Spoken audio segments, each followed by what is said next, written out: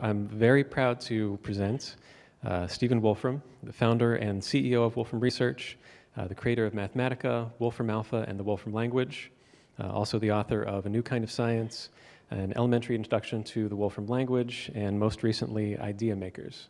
Thank you. Okay. Well, it's nice to be here for the 7th time, I guess. We started doing these data summits because we just released Wolfram Alpha, and we had been working with kind of a very broad spectrum of data providers, and we had quite a selfish reason for starting these data summits, which is simply that we wanted to meet all the people that we've been working with, and we also figured that people would be interested to meet each other. Well, we've kind of kept this as a small meeting all these years because we think it's really interesting for people to actually have a chance to individually interact with everybody, and I hope you'll manage to do that. I always enjoy meeting with you all. So it's become sort of traditional that I start off this conference by talking about my kind of evolving view of the data universe, so I will try to do that a bit this morning. So as a company, we're kind of always interested in data as a path to knowledge, so to speak, not just as an end in itself. We've gotten better and better over the years at schlepping around increasingly large amounts of data within the various systems that we build. But we actually want to do something more than just schlep the data around. We want to genuinely make it mean something, make the data be computable. Kind of the goal is that we've had from the beginning of the Wolfram Alpha project, for example, is if there is data that exists in the world that can in principle answer some question, then make it automatic to actually get that question answered from the data. Have it be the case that the data is computable to the point where if there is some computation that can be done from this data, have it be as automatic as possible to do that. Well, Wolfram Alpha itself has been sort of the flagship example of being able to do this. I think it's introduced a lot of people in the world to this idea that you can have data that is computable, not just a blob of data.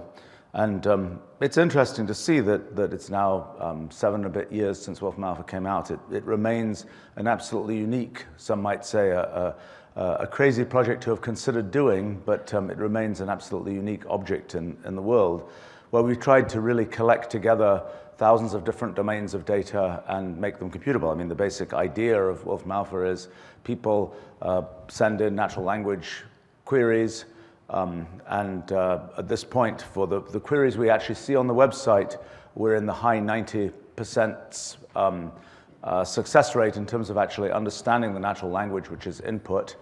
We turn that natural language into an underlying symbolic representation.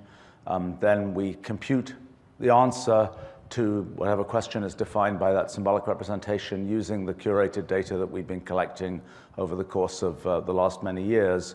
And then the result is to automatically generate a report of things that we think people might find interesting based on the question that they asked. It's turned out to be really important to generate that whole report rather than just say the answer is X. People seem to find it very useful to sort of contextualize the answer and see all those plots and related kinds of things. Well, at this point, one of the things that we had to build in the Wolfram Alpha project was a whole pipeline for data curation. Data curation is a strange art, which some of you I know practice. The end point of our data curation is kind of an algorithmic model of data. It's not something where we're just dealing with the ontology of data in some sort of static form. It's something where we're really having to turn the data into something that can be computed from, and to not only deal with data, but also deal with methods and models and algorithms and so on, and insert expert knowledge along the way. I think it's a general principle that I've noticed with curation is that unless there is some expert on that particular kind of data involved in the process, you simply will not get the right answer at the end. Well, the result with Wolfram Alpha is that it's been out on the web for about 7 and a bit years now. Billions of queries have gone through the system. Some of them are students doing math homework. It's pretty universally used for that. Chemistry homework as well now, and physics, I suppose. It's kind of nice to see the next generation really. It's remarkable to me that I run into people, high school students and so on, and they all know my name. It's a little bit surprised there's an actual person behind the whole thing, but so that's one kind of community. There are lots of people who use Wolfram Alpha who are just sort of curious about data. There are also plenty of professionals, policymakers, other kinds of people who use Wolfram Alpha to make real decisions. We certainly do around our company and so on. Well, there's the public Wolfram Alpha that people sort of see all the time on the web. There's also the Wolfram Alpha API. We're actually just coming out with a new collection of APIs for Wolfram Alpha that are both easier to use and more flexible than in the past. But the API is used in lots of places. For example, it's used in Siri to provide the knowledge behind the Siri intelligent assistant. It's used by Samsung. It's used now in Comcast's smart TV stuff, used by NASA in some public information sites, lots and lots of places.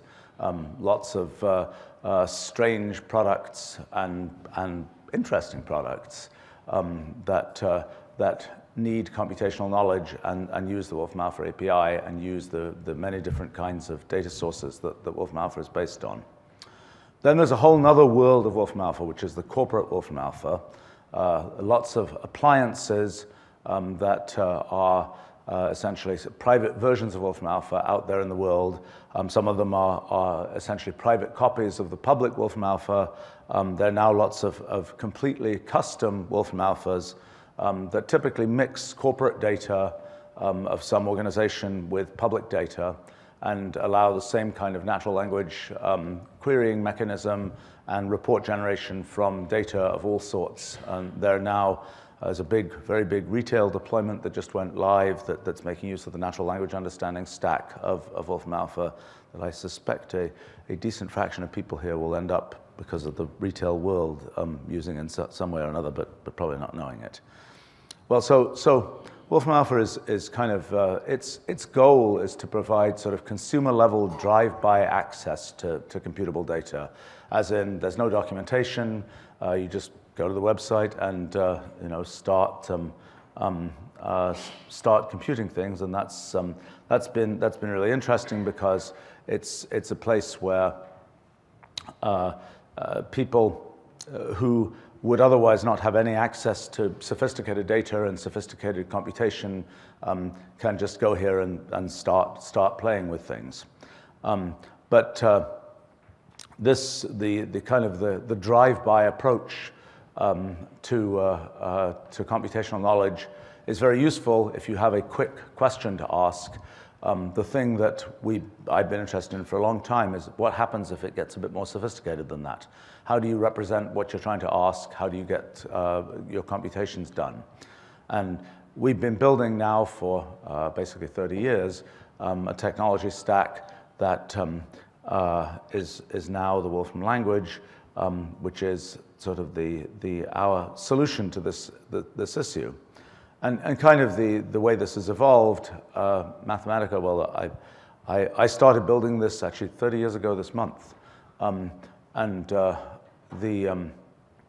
The first kind of instance of all of this was Mathematica, which came out in 1988, which is widely used in the kind of R&D world and education. The Wolfram Language is a more recent thing that really came from merging Mathematica and the ideas and content of Wolfram Alpha together with a bunch of new ideas about deployment in the cloud and so on. And now the Wolfram Language is the basis of our whole technology stack, which means, for example, that Mathematica basically is the Wolfram Language deployed to that particular kind of customer base for technical computation. So the idea of the Wolfram Language is it's a knowledge-based language. It's a language, typically when people build computer languages, they have a pretty small language that really is just providing the basic operations that computers have built into them, together with a certain amount of bureaucracy management for dealing with large programs, typically in modern times. But the core of languages is typically very small, and the language doesn't really know very much.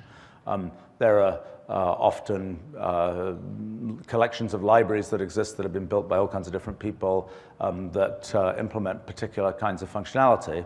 My goal with Wolfram Language was to do something which might be considered quite crazy, bold, whatever you call it, which is to have a language where as much as possible is built into the language, where to the greatest possible extent, the language already knows how to do computations, it knows about the world, it knows about data, and so on. To have a language where, in a sense, the language is not as small as possible, but as large as possible. And that's what we've been building for the last 30 years. The thing that, and that there, by now, there are many, many different different categories of computation and knowledge that are built into the language. I think the thing that's been interesting at a practical level is some of what we've done with the modern Wolfram language is sort of made possible by the cloud and by the kind of hybrid model that we have running between desktop and cloud.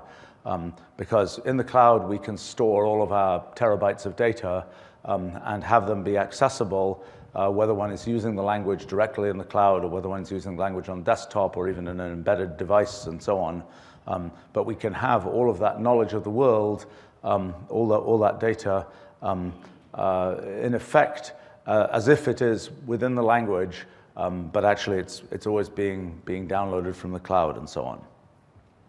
So something that is actually, languages runs on all the standard desktop machines and also purely through a web browser in the cloud.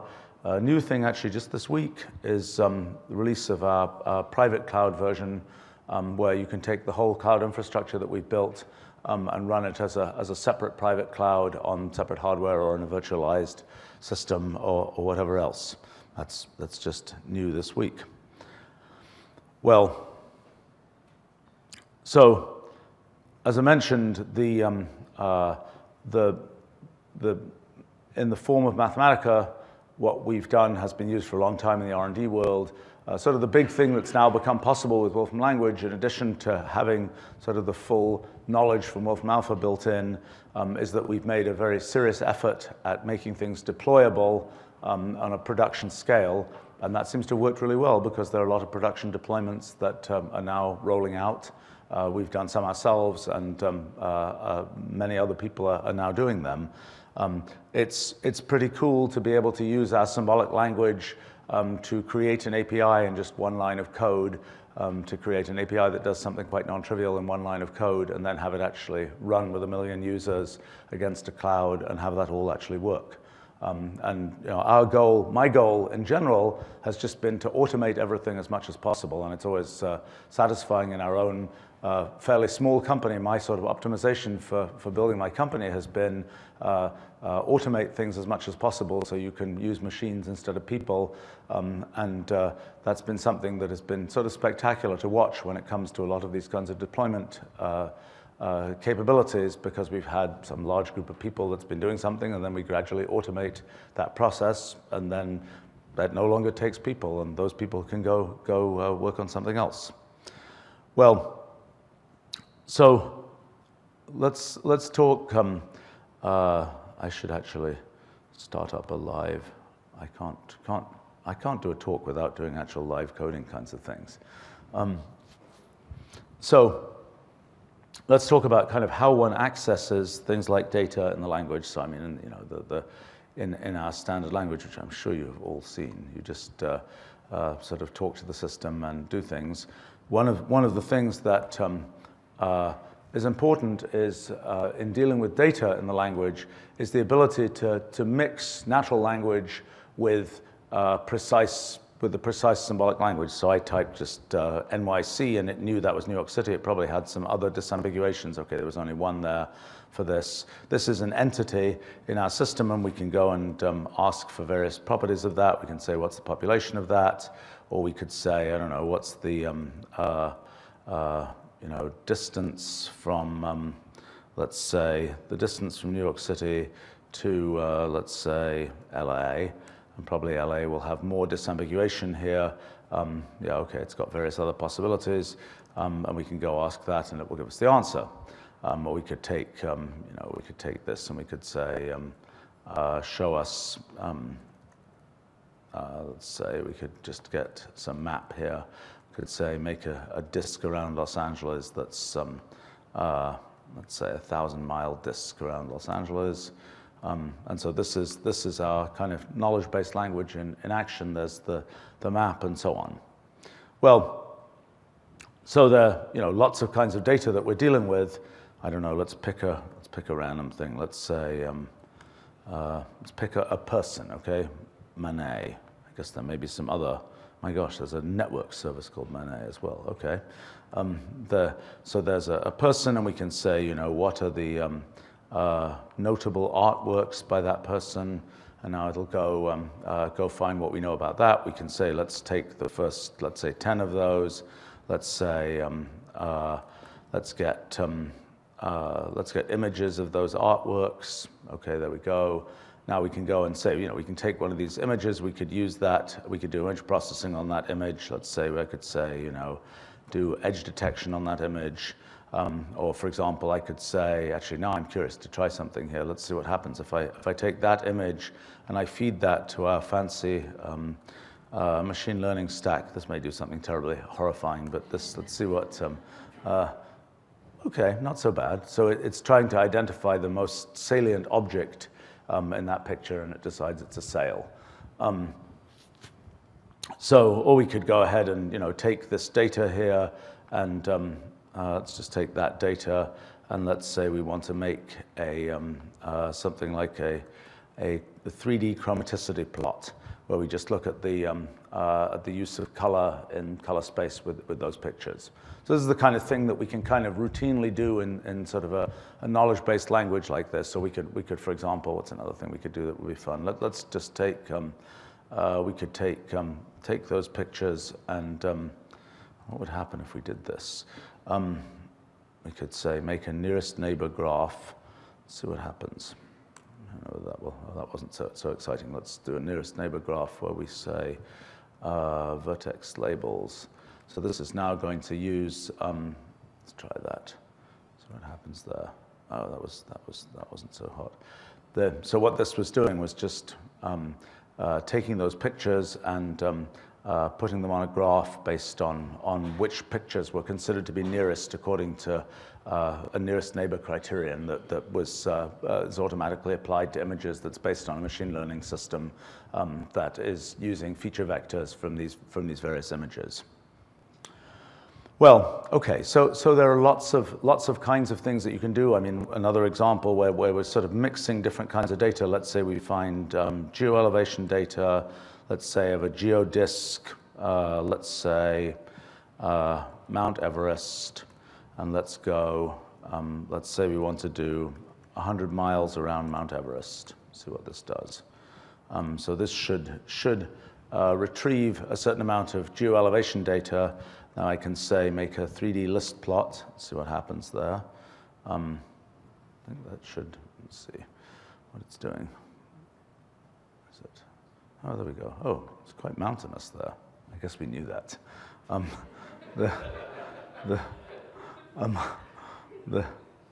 So there's a fine 3D plot. For example, one thing that's actually just new is we can now say, take that and use some fancy computational geometry to actually turn that into something which is 3D printable. And so if you've got a favorite mountain or molecule or whatever else, let's see, I don't know how long that will take for something that rough and mountainous, but what this will do is turn that into an appropriate piece of 3D geometry, and I think by default it will send it to one of these FedEx you a printout type 3D printing services. Maybe it will take it a while to do all those mountains. I'm not sure. Well, all right. Let's give up on this. This is. I should have picked a less mountainous area or less or smaller radius. But anyway, it gives some idea of the type of thing one could do. Let's talk about other geometric kinds of things. And talk a little bit about sort of the frontiers of data curation. So one kind of data curation is getting socioeconomic data, for example, where it's a big table of numbers and so on, or getting data on flags that people use or something, which are simple images. Kind of one of the frontiers for us of data curation is curation of things like 3D objects. So an area where we've been doing a bunch of data curation is human anatomy. So for example, if we do, let's say we say something like this. Okay, that's the left humerus. Let's say we say anatomy data. Well, let's actually just take that, and let's say I want the mesh region associated with that. This will now give me a 3D mesh object, which is that particular bone, and I can do computations on it. For example, here I could just say something like take that and find the area of that bone. So it'll give me the area in square millimeters. Or I could take that and I could solve some differential equation to work out some stress in the bone or something like that. Or I could say, I can, there's a kind of complicated hierarchy of structures in anatomy, for example, and here I'm saying make an anatomy plot of a left hand, and there's the result, and you can take apart all the bones and so on and do computations on it. So that's sort of an example of a kind of data curation, and what's needed there. This is a kind of complicated case because there isn't a standard human, so to speak, and so this is something where one has to kind of tease out how one gets a standard human where all the bones fit together and so on. And we've been working with folks to do this. Another kind of area of curation that's a little bit unusual is language curation. So we have a thing we always call linguistic curation, which has to do with knowing, when you type a term like apple, for example, what is that? Okay, is it a financial entity, or is it a food type, or is it something completely different? That's one sort of form of linguistic curation. We end up that the sort of simplest case of that is entities, millions and millions of different kinds of entities, and knowing their names, and so on. And another type of linguistic curation, entities are the easiest. Next is properties. And the combination of entities and properties is always nasty.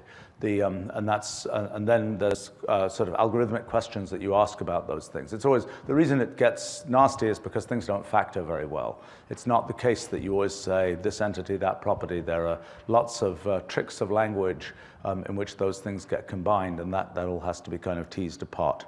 But another type of language curation is just the different languages of the world. And so, for example, we've been increasingly trying to collect information on all languages that have at least any kind of written form. And so here, let's see what happens if I do this. Okay, so we've got, we can get hello in a bunch of different languages here.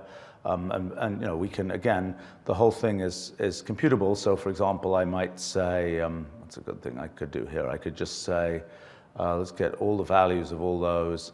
Let's say flatten it all out, and let's, for example, let's say, let's just get the characters from all those different languages, flatten them, and let's maybe get a word cloud of what letters are, what individual characters are the commonest in the word hello in a few hundred different languages.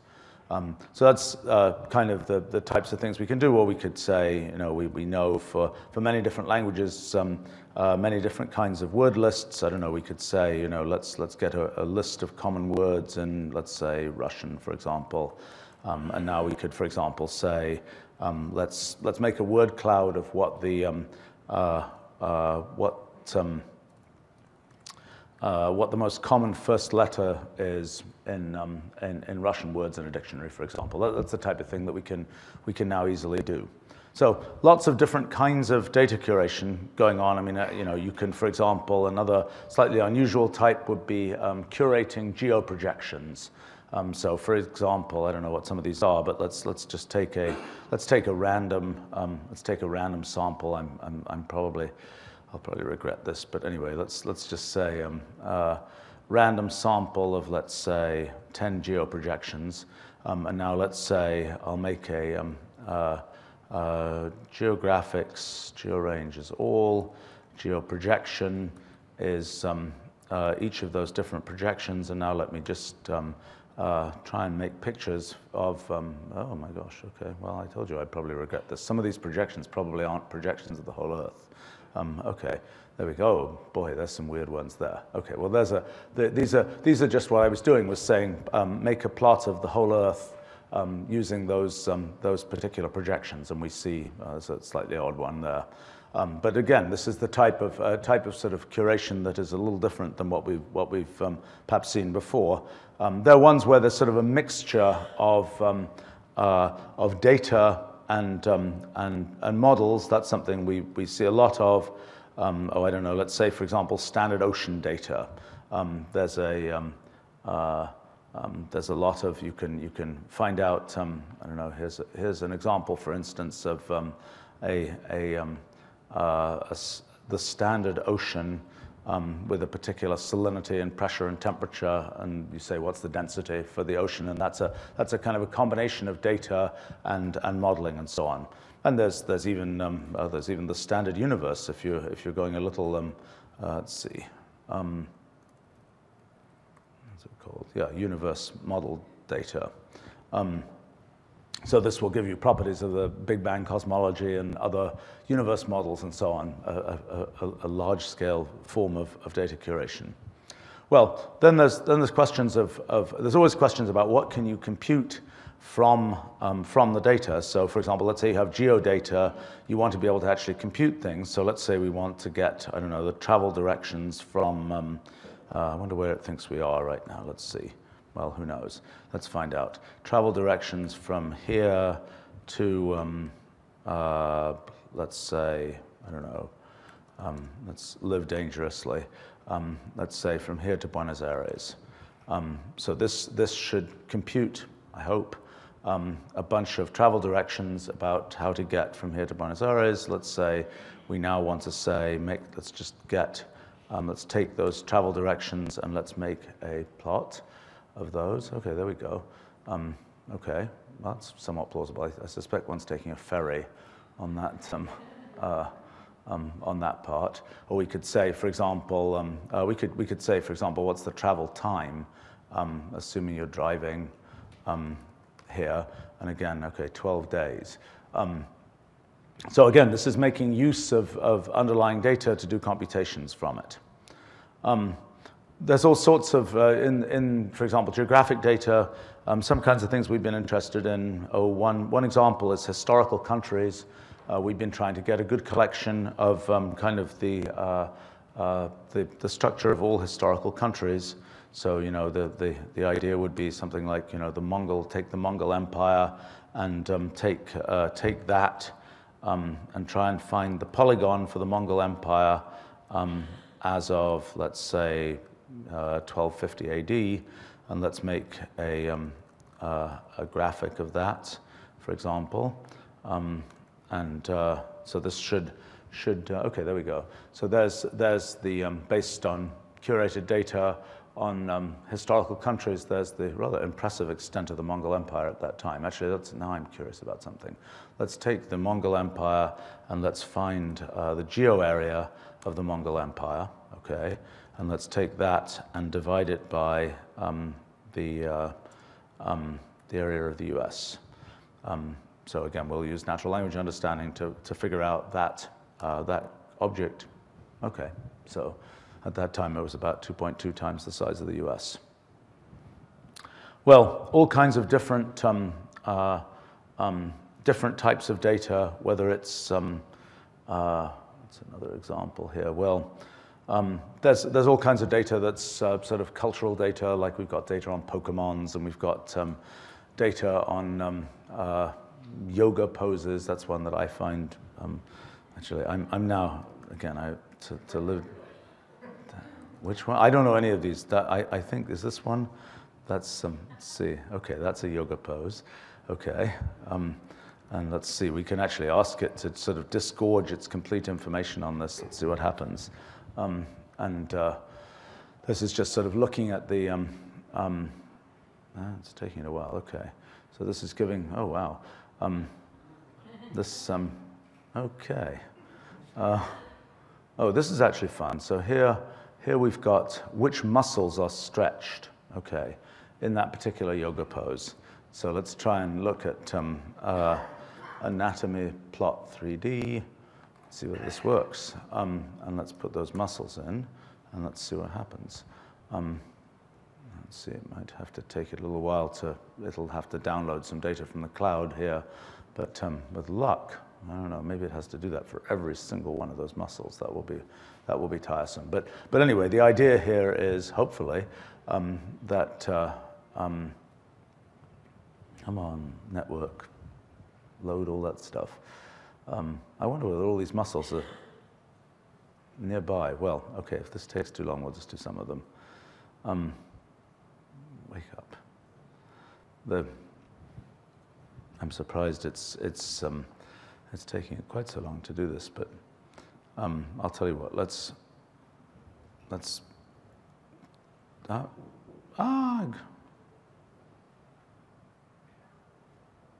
Oh, there we go. Oh wow. Okay. Well, I guess that's why yoga is a good thing or something. I don't know. We've got. Okay. So there are a bunch of muscles. I think it took it a while to download the geometry for all those muscles. So this is kind of dealing with, as I'm saying, just different kinds of data. It's important also to be able to deal not only explicitly with entities that you would reference, but also implicitly. So just to show you, if I say something like this, that object in our symbolic language is represented as an entity of type country, and its canonical name is Italy. So for example, if I said, I can implicitly reference something, so for example, I might say, let's say country, and then I might say population here, and then I might say take largest 10, for example. And now what this will do is give me an implicit list of countries. I can say what's the list of those entities. So that's an implicit list of countries, which are the 10 largest by population. So that's a convenient way to do these kinds of lookups, and there's a very elaborate, you can use kind of the whole Wolfram language to specify those kinds of queries. Or for example, let's do something in an area I know little about, but let's say we say something like Pokemon with weight greater than, let's say, 100 kilograms. Let's see.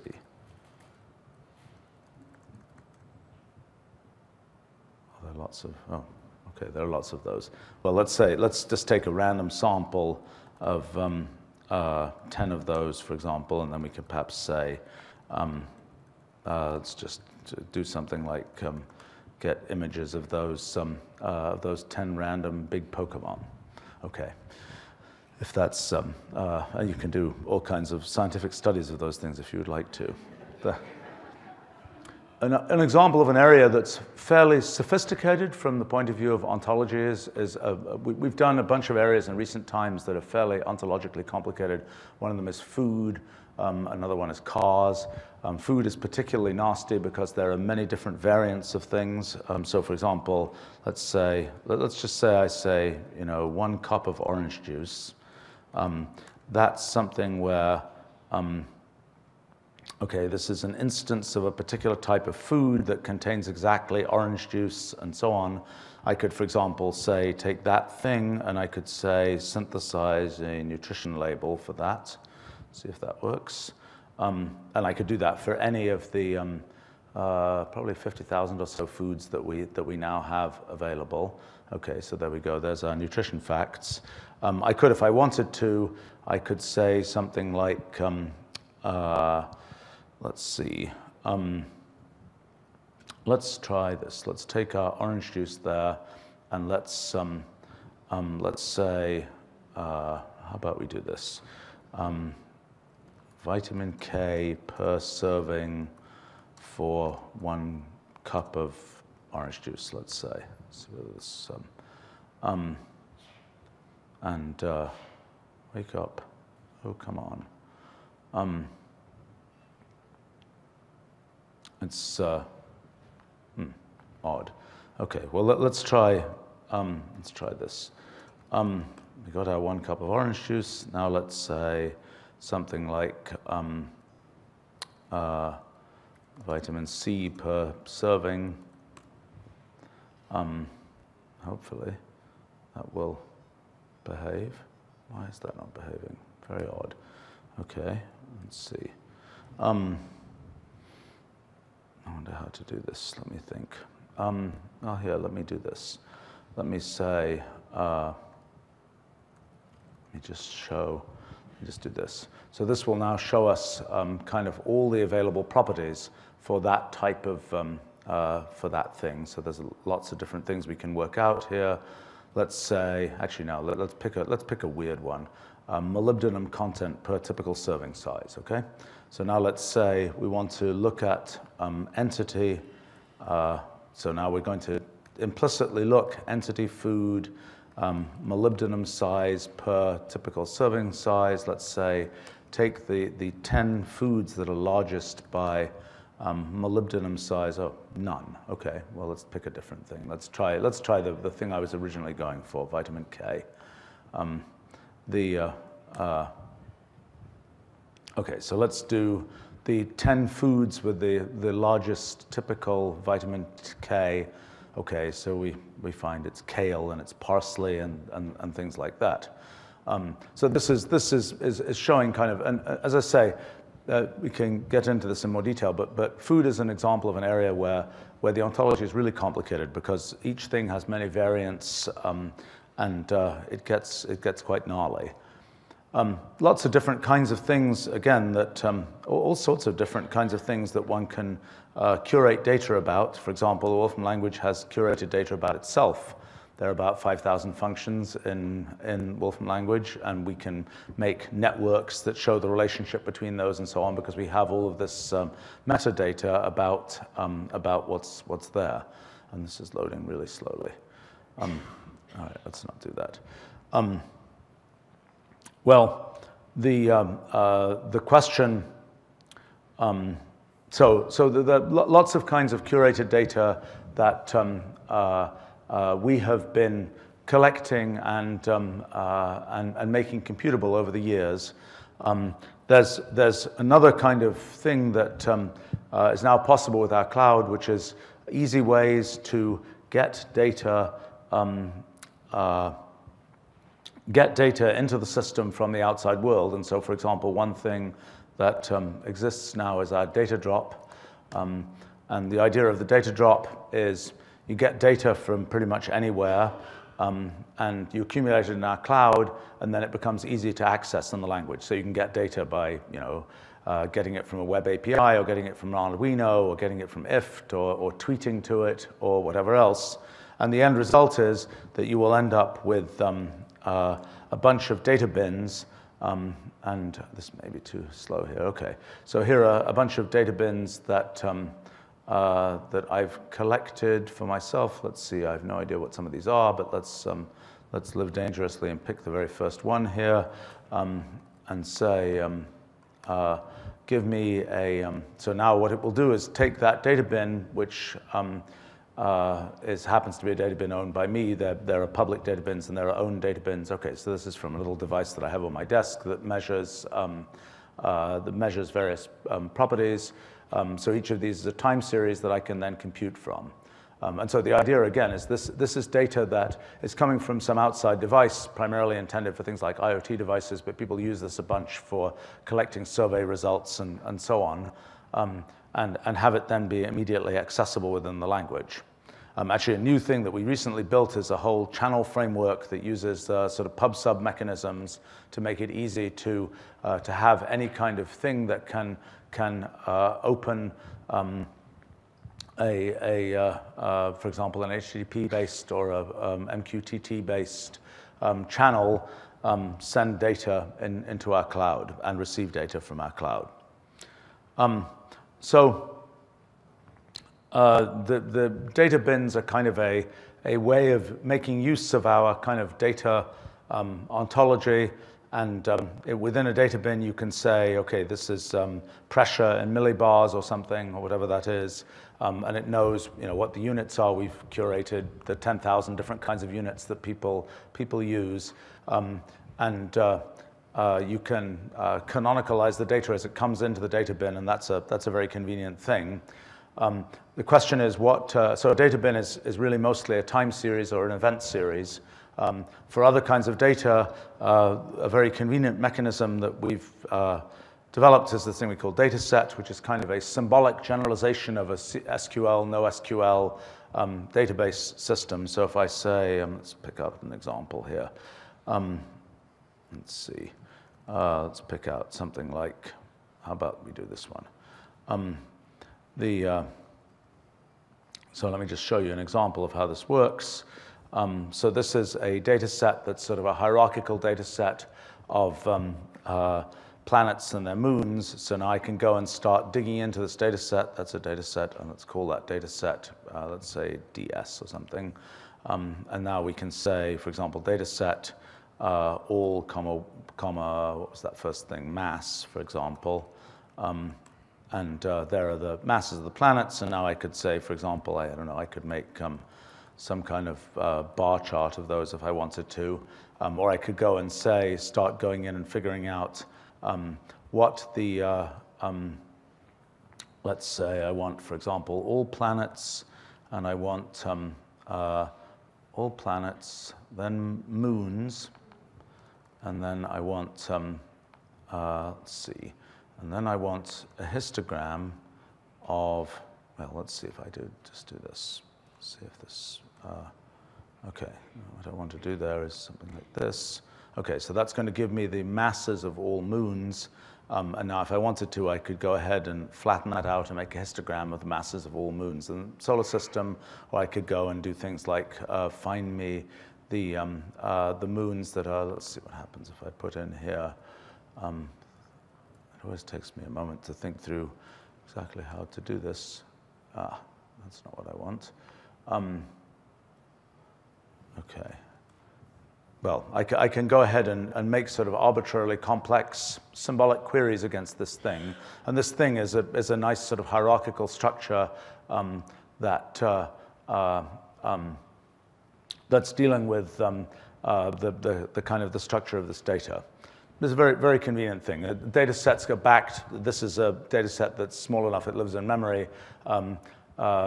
We're working towards having data sets of progressively larger size, file-backed, database-backed, distributed database-backed, and so on. Data sets, but all operating with the same kind of symbolic interface.